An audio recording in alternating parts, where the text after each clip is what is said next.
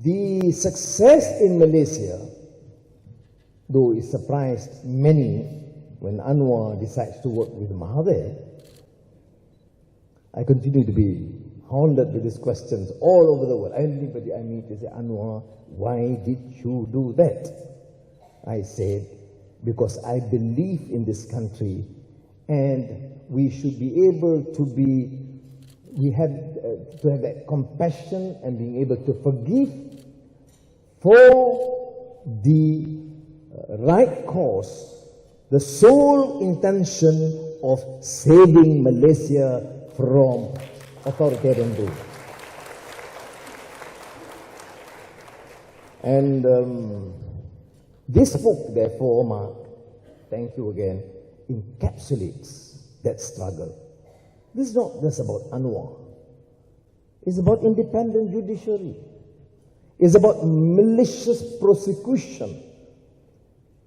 I joked with Mark when he told me about this book, The Prosecution of Anwar. He says it should be the persecution.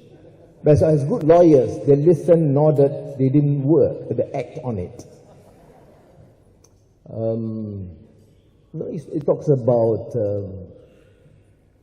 the travesty of justice. And Aziza made that remark when I was transferred from prison to the palace. And the king made this wonderful, moving remark. And Aziza was there, and he said precisely this, that Anwar, I'm not giving you this, or expunging this record, or giving you the full freedom, erasing all conviction of the past, because I have the authority and the power to do so. I do it because it is my duty to correct gross injustice that has affected you all these years.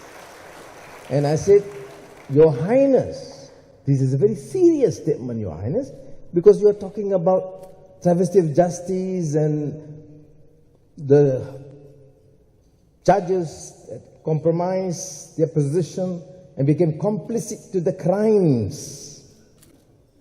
He said, please feel free to quote me in your major address tonight. He was referring to the MCOP Mall address that was supposed to be the first of the public speech I'm going to be given. And the king told me precisely, please feel free to quote what I said. And that is the fact that I'm giving this not because I have the authority to do so, but because I've gone through the papers and I think this country could not afford any such injustices in the future. That again, Mark, that this book should be a lesson in history, in law, but more so what Datuk Ishamuddin remarked earlier, that we should not allow ever the courts or authorities to abuse their position and continue in any manner of form, oppression, selective prosecution, and denial of basic rights to any man or woman in this country.